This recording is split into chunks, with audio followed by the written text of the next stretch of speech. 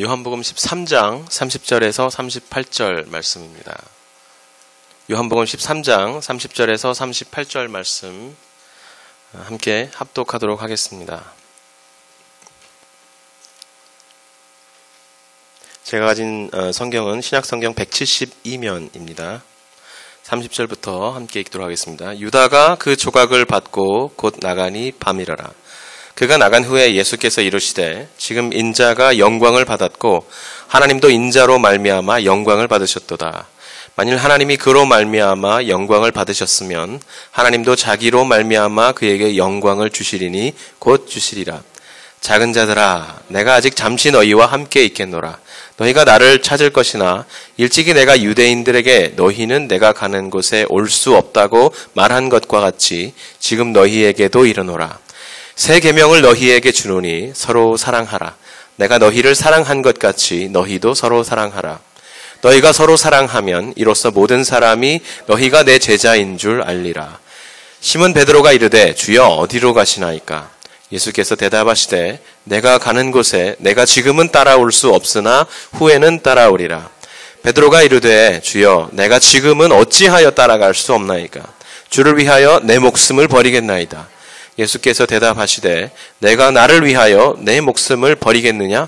내가 진실로 진실로 내게 이르노니 달 굴기 전에 내가 3번 나를 부인하리라. 아멘. 미국에서 이민 생활을 하다 보면 특히 그 한국에 가족을 두고 있거나 부모님을 두고 있는 경우에는 항상 뭐라 그럴까요? 그 죄의식이 가슴 한 곳에 남아 있는 것 같아요. 멀리서 돌보지 못하고 자주 연락하지 못하는 제 자신의 모습을 보면서 참 죄송한 마음이 늘 들곤 합니다. 연락해야지, 연락드려야지 하면서도 어떻게 조금만 시간이 지나면 전화를 받을 수 있는 시간대가 훅 지나가 버리고 그래서 하루 지나가고 그 다음날도 똑같이 또 지나가고 그러면서 참 죄송한 마음이 드는 것 같아요. 저희는 또 아버님을 여의시고 이제 혼자 계신 시골에 혼자 계신 어머님께 이제 자주 연락 못 드리고 하니까 참 죄송한 마음이 이제 큽니다. 어젯밤엔 그래서 설교 준비를 하다가 갑자기 이제 어머님 생각이 좀 나서 저희 집 이제 장모님 와 계신데 어른들이 집에 와 있는 게 얼마나 좋은 일인가라는 생각을 하면서 요즘에 지내고 있어요. 그래서 어머님 생각이 나서 밤에 늦은 시간이지만 한국에는 또 움직이는 시간이기 때문에 전화를 드렸습니다. 아버님께서 천국에 가신 후에 이제 조그만 집을 산 중턱에 이렇게 마을이 형성되어 있는데 그쪽에 얻으셔갖고 이제 소유를 하고 계세요. 그런데 아직도 아직이 아니죠. 계속해서 이제 아버님을 많이 그리워하세요. 그리워하시고 뭐 울기도 하시고 그러시는데 저하고 제 동생들은 아버님이 돌아가시면 어머니는 정말 홀가분해지시겠어요라는 생각을 어릴 때부터 하면서 자랐어요. 저희 어머님 참 그 강직하기만 하고 좀 이렇게 유들유들한 모습이 없는 저희 아버님을 목사의 아내로 그런 목사의 아내로 만나셔가지고 참 고생 많이 하셨어요. 그 고생 많이 하신 모습을 저희가 옆에서 보면서 아버님이 이제 돌아가시면 그동안에 참 힘든 뭐 사모로서의 사역 짐 다 내려놓고 홀가분해지시겠다라고 생각했는데 그러지가 않더라고요. 어머님이랑 이렇게 얘기를 나누다 보니까 아버님이 자기를 힘드시게 하셨던 그런 기억은 하나도 나지 않고 아버님의 정말 아름답고 거룩하고 하나님 앞에 정말 열심히 살려고 노력했던 그런 모습들만 좋은 모습들만 생각이 난다고 하시면서 사모로서 조금 더 진정성 있게 조금 더 신실하게 섬기고 돕고 또 교인들을 섬기지 못했던 모습들을 많이 회개한다고 지금에서 많이 회개한다고 그런 말씀을 하셨습니다. 그런 말씀을 이제 듣다가 보니까 제 마음속에 마음속에 성령을 모시고 사는 사람들은 누군가를 사랑하는 방식도 점점 예수님을 닮아가는구나 라는 생각이 들었습니다. 비록 여전히 부족하고 여전히 우리 안에 정말 그 겉사람의 모습들이 많이 있지만 그러나 우리 안에 계신 성령께서 새롭게 매일 예수 그리스도를 닮아가도록 사랑하는 방식조차도 그렇게 바꾸어 주시는구나 하는 생각이 들었습니다. 성도 여러분, 우리 안에 성령이 없으면 하나님이 하게 하시는 사랑을 할 수 없습니다. 우리 안에 성령이 없으면 우리가 원하는 방식의 우리가 하고 싶은 이기적인 사랑을 할 수 있을지는 몰라도 성령이 있어야만 하나님이 원하시는, 하나님이 기뻐하시는 사랑을 할 수가 있습니다. 13장 1절 말씀이 이렇게 시작해요. 유월절 전에 예수께서 자기가 세상을 떠나 아버지께로 돌아가실 때가 이른 줄 아시고 세상에 있는 자기 사람들을 끝까지 사랑하시니라. 끝까지 사랑하시니라. 지난주에 요한복음 3장 16절에 대해서 말씀드리면서 하나님이 이처럼 세상을 사랑하사, 이처럼 세상을 사랑하사 그 아들을 보내셨다. 그 아들을 보내시기까지 삼위일체 그 하나님 안에 계신 성자이신 아들, 자기 자신 하나님을 이 땅에 보내시기까지 사랑하셨다. 그렇게 말씀을 드렸는데, 그렇게 보내신 아들은 이 땅에 오셔서 자기 사람들을 끝까지 사랑하셨다. 그 말씀을 오늘 우리에게 전해주고 있습니다. 33절에 보면요, 예수께서 제자들을 작은 자들아 이렇게 부르고 있어요. 작은 자들아. 그 말에 해당하는 작은 자들이 무슨 말일까? 예수님의 훨씬 못 미치는 아유 이 미천한 것들아 이런 말씀이실까? 궁금해서 사전을 찾아보니까 헬라어로 테크니아라는 말인데요. 테크니아는 kids, 나의 아이, children 이란 뜻이에요. 그래서 내 자녀들아 이렇게 말하고 있는 거예요. 제자들을 향해서 제자들아 제자들아 이렇게 말을 하시다가 이제 떠날 때가 된 걸 아시고 제자들을 바라보면서 그 안타깝고 사랑스럽고 애잔한 마음을 담아서 우리 한국식으로 표현하자면 어휴 내 새끼들, 어휴 내 새끼들 이것들 두고 어떻게 가나 이런 마음이 마음속에 있으셨던 것이죠. 1절에서 말씀하시는 것처럼 이제 하늘로 올라가신 십자가에서 죽으시고 부활하셔서 승천하셔서 영광을 받으실 그날이 임박했다라는 것을 아셨기 때문에 이제 제자들을 보면 볼수록 그 애잔함과 사랑과 안타까움과 그 쓰라린 것이 더욱더 진해지는 것이죠. 사실은 예수님께서 12장 20절에서 23절에 나왔던 이방인들이 자신을 찾아왔던 그 사건에서부터 이미 때가 왔구나. 이제 내가 십자가를 지고 하나님께 영광을 돌리고 또 나도 영광을 받겠구나. 승천하겠구나. 부활하겠구나. 승천하겠구나. 이 사실을 이제 인식하셨어요. 인식하셨습니다. 사실은 이것은 기쁜 일입니다. 왜냐하면 원래 이방인이 하나님께로 돌아오는 사건은 이스라엘의 비전이었어요. 이스라엘에게 주신 하나님의 비전이었어요. 제사장 나라로 삼으신 이스라엘이 하나님께 신실하게 순종하면 그 이스라엘이 이방의 빛이 되어서 이방에 비추어진 그 선한 행위들, 하나님을 사랑하고 이웃을 사랑하고 헐벗고 궁핍한 자들을 위해서 희생하는 그 놀라운 사랑을 통해서 이방인들이 우상을 버리고 하나님께 돌아올 것이다 라는 비전을 이스라엘에게, 그래서 너희는 제사장 나라라고 말씀하시며 주신 것인데, 이스라엘은 한 번도 그 소명을 이룬 적이 없습니다. 하나님께서 선지자를 보낼 때마다 그를 잡아 죽였습니다. 그래서 드디어 그 아들을 보내신 것입니다.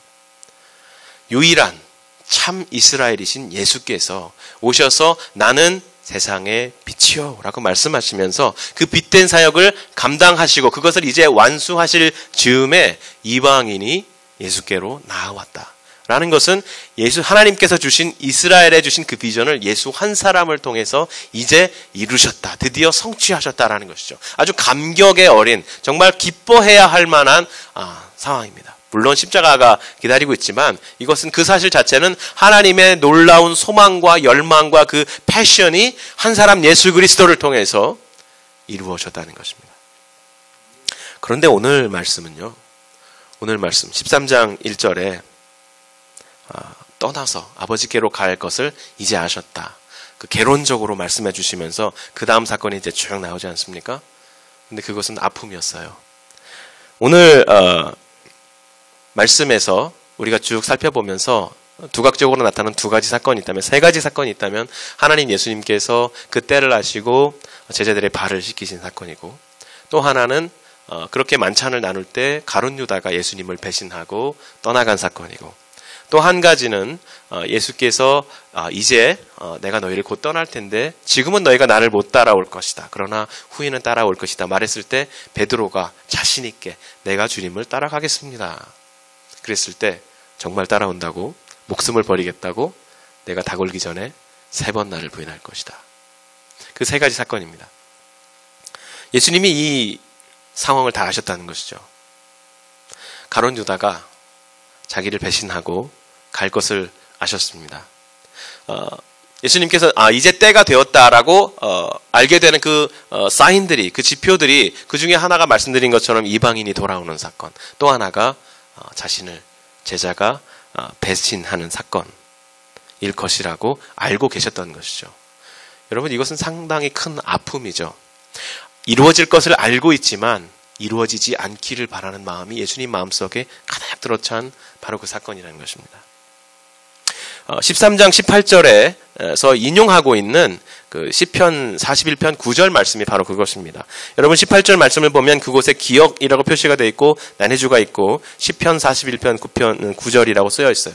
그 시편의 말씀이 이렇게 기록하고 있습니다. 내가 신뢰하여서 내 떡을 나눠 먹던 나의 가까운 친구도 나를 대적하며 그의 발꿈치를 나에게 들었습니다. 같이 동고동락하던 한대짬도 같이 자고 배고프기도 하고 같이 즐거운 시간도 보내고 그랬던 3년을 같이 집에 식구들을 놔두고 이렇게 나와서 예수님과 같은 아주 가까운 12사람 안에 들어있던 제자 중에 하나가 결국은 자기를 배신할 것을 아신 주님께서 그 마음이 상당히 심히 괴로웠다. 심령이 괴로웠다. 그렇게 말씀해주고 있어요. 여러분 뻐꾸기 아시죠? 뻐꾸기가 탁란을 한다라는 말을 하거든요. 뻐꾸기가 자기 둥지를 짓고 거기에 자기 알을 낳지 않습니다. 뻐꾸기가 자기 알을 다른 새들의 둥지에 집어넣습니다. 몰래. 집어넣으면 뻐꾸기가 자기보다 작은 그 새의 그 둥지에 집어넣어요. 그러면 알이 훨씬 크고 부화해서도 그 새끼가 상당히 커요. 근데 새는 참 독특한 게 그 둥지 안에서, 자기 둥지 안에서 태어난 알을 부화한 그 새를 자기 새끼가 아닌데도 분명히 딱 그냥 육안으로만 봐도 크기가 훨씬 다르고 이게 힘이 세서 다른 알들을 이렇게 눌러서 깨버리거나 바깥으로 떨어뜨려 버립니다. 그리고 그 다른 알들이 부화를 해도 그 새끼들을 또 발로 밀어서 다 바깥으로 떨어뜨려 버려요. 아주 이기적인 본성을 갖고 있는 새입니다. 그런데 그걸 보고 어미새가 그걸 빤히 보고 있는데 보면서도 뻐꾸기에게 부러운 먹이를 줍니다. 그래서 그것을 유튜브에서 이렇게 보면서 참 뻐꾸기는 이기적이다. 그런 생각과 동시에 참 뻐꾸기의 새끼를 분명히 보면 알 텐데 자기 둥지 안에 있는 그 새끼를 모성애로 기르는 그 새를 바라보면서 자기 새끼는 다 죽었어요. 다 둥지 밖으로 떨어져 죽었는데 끝까지 뻐꾸기 그 새끼에게 모이를 몰아다 주는, 벌레를 잡아다 주는 모습을 보면서 예수 그리스도의 모습도 이랬겠다라는 생각이 들었습니다. 가룟 유다가 정말 뻐꾸기 알처럼 이 안에 들어와 있는 정말 사단의 영에 이제는 완전히 붙들려서 정말 마지막 예수님을 배신하는 그 순간까지도 예수님께서는 마지막까지 정말 이 예언은 이루어지지 않았으면 좋겠다. 이루어져야 하겠지만 이루어지지 않았으면 좋겠다. 하나님께서 만약에 다른 방법이 있었으면 그 방법으로 이루셨으면 좋겠다라는 생각을 하면서 가슴 아픈 마음을 가지고 가룟 유다를 대하신 것입니다. 우리말에 그런 속담이 있잖아요. 10손가락 깨물어서 아프지 않은 손가락이 없다. 그리고 그런 말도 있어요. 그러나 깨물어서 더 아픈 손가락도 있습니다. 아마 가룟 유다는 예수님께서 깨물어 보면 더 아픈 손가락이 아니었을까라는 생각이 들어요. 그렇게 해서 가룟 유다가 떠나갔습니다. 기회를 주었죠. 여러 가지 그 표지를 통해서 회개할 수 있는 기회도 주어졌습니다. 그러나 결국은 예수님을 떠났습니다. 그 유다가 떠났을 때 예수께서 또 이제 드디어 때가 되었다라는 사실을 알아차리시고 제자들에게 이제 말씀을 하기 시작하신 것이죠. 작은 자들아, 내 새끼들아. 34절에서 35절 말씀에 이제 새 계명을 너에게 드디어 그 시점에서 가룟 유다가 떠나간 시점에서 드디어 이제 너희가 너에게 새 계명을 주노라라고 말씀을 하시죠. 새 계명을 너희에게 주노니 서로 사랑하라. 너희를 사랑한 것 같이, 내가 너희를 사랑한 것 같이 너희도 서로 사랑하라. 너희가 서로 사랑하면 이로써 모든 사람이 너희가 내 제자인 줄 알리라. 나는 사랑이고 내가 와서 너희를 사랑하였고 그리고 십자가에서 나의 사랑을 끝까지 완성할 것이다. 이것을 보고 너희는 서로 사랑하여라. 그러면 세상 사람들이 너희가 사랑하는 그 모습을 보고 아, 이 사람들이 예수의 제자구나 라고 깨닫게 될 것이다 라고 말씀해 주셨습니다. 이 34절에서 35절에 서로 사랑하라, 너희도 서로 사랑하라 라고 주신 말씀을 우리가 좀 더 깊이 이해하려면 그 앞뒤 절을 좀 살펴볼 필요가 있어요. 사실은 예수님께서 가룟 유다가 떠난 후에 이제 돌이킬 수 없게 되었고 이제 남은 제자들을 내가 이 내 새끼들을 내가 다독여야 되겠다 말씀하시면서 주신 말씀 중에 내가 곧 너희를 떠날 것이다.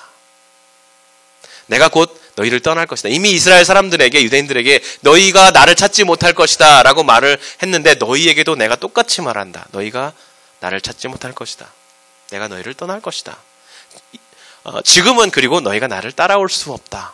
나중에는 따라올 것이다. 특히 베드로에게 그렇게 말씀하셨습니다. 그런데 그러고 나서 그 대답이 바로 나오는 것이 아니라 34절과 35절 말씀에 새 계명이 나오고 그 다음에 베드로가 거기에 대해서 대답하는 장면이 나와요. 그러니까 36절에 주님 이게 무슨 말씀이십니까? 왜 제가 예수님을 따라갈 수 없죠? 아닙니다. 저는 따라가겠습니다. 제 목숨을 다 드리겠습니다. 이렇게 대답을 했는데 예수님의 말씀과 거기에 대한 베드로의 반응 사이에 새 계명을 주노니라는 말씀이 들어가 있어요. 상당히 뜬금없이 들어가 있는 거예요. 이상하게 들어가 있는 거예요. 중간에 대화가 이어지는 가운데 갑자기 그 사이에 새 계명을 주노니. 그렇다면 이 새 계명을 주노니 하는 이 말씀, 우리에게 주신 서로 사랑하라라는 이 말씀의 뜻이 이 앞과 뒤에 이어지는 문맥과 살펴서 볼 때 훨씬 더 깊이 이해된다는 것입니다. 베드로가 주님, 저는 따라가겠습니다. 제가 제 목숨을 버릴 준비가 되어 있습니다. 걱정하지 마십시오. 그에게 베드로에게 예수님께서 말씀하시죠. 내 목숨을 버리겠다고? 내가 진실로 말하노니 닭이 울기 전에 내가 3번이나 나를 부인할 것이다. 예수님은 지금도 여전히 그 안타까운 마음이세요. 그렇죠?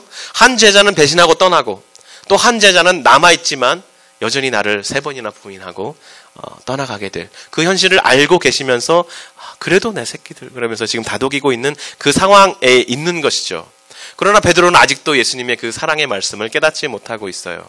자기가 원하는 방식에 자기가 생각하고 이해하는 그 테두리 안에서 내가 의리를 다할 것이다 라고 말하고 있는 것입니다.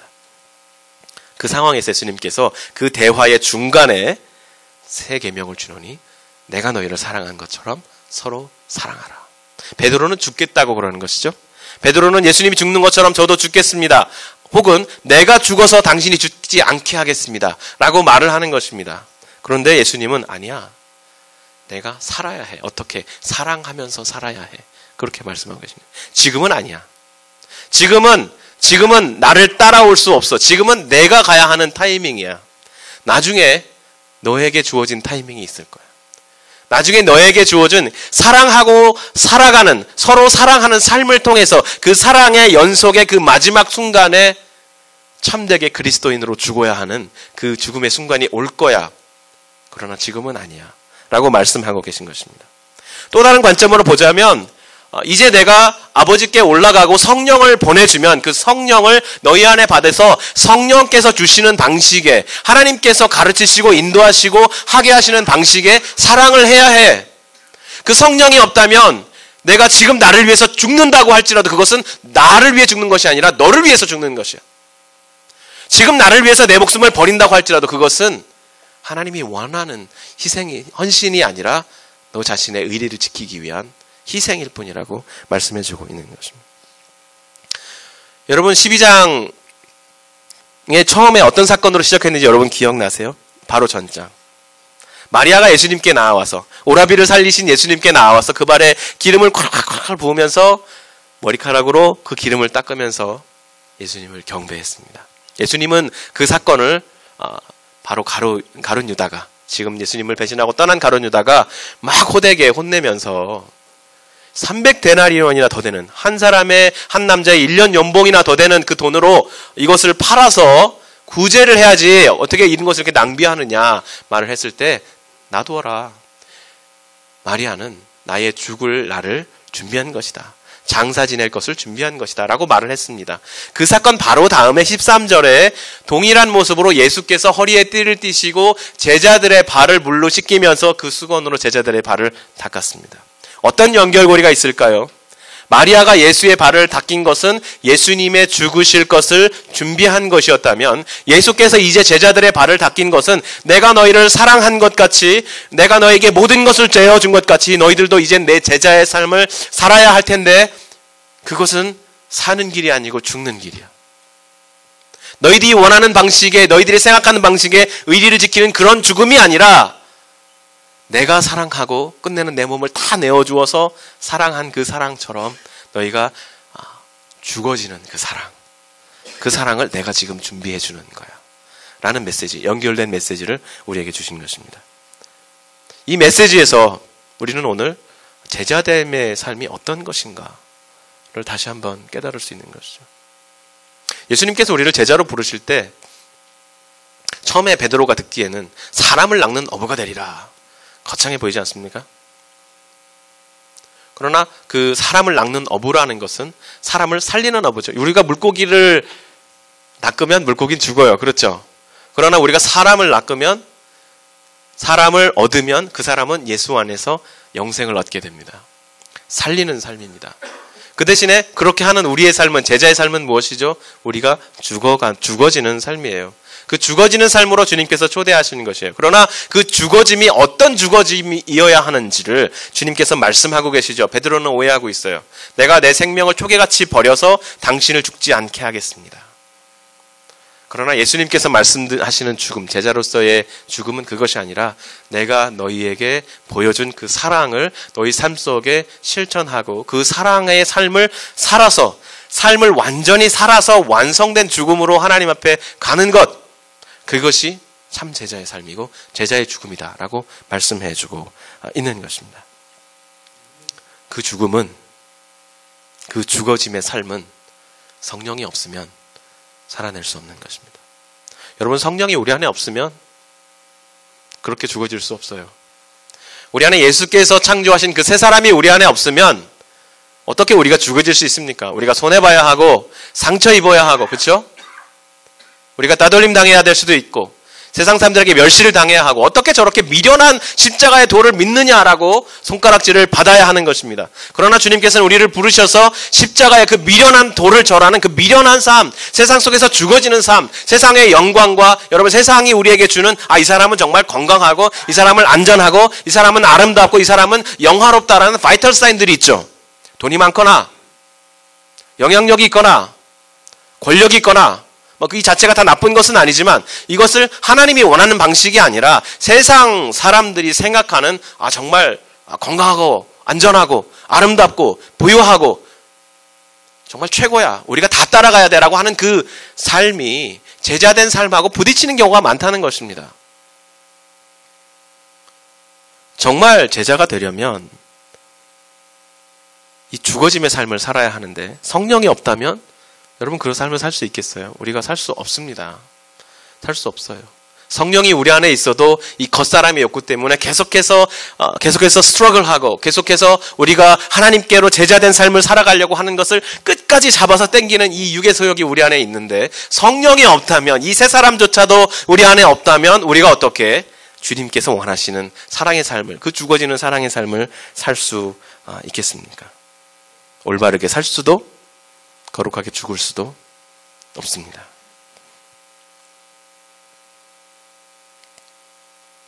예수님을 닮은 그 삶, 그 죽음을 살 수 있도록 예수께서 성령을 보내주신다고 약속하셨고 그 성령이 임하셨을 때 교회가 탄생했고 우리 교회는, 우리가 복음의 빛 교회, 지금 이 팹슬럭 드라이브 이 로드 위에 있는 이 교회, 한 교회이지만 주님께서 성령의 임재를 통해서 태어나게 하신 거룩한 공교회의 한 파트인 것입니다.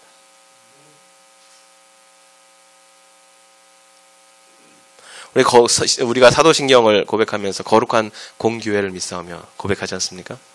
그게 Holy Catholic Church예요. 예전에 EM에서 설교를 할 때 우리가 사도신경에 대해서 얘기를 하니까 항상 물어봐요.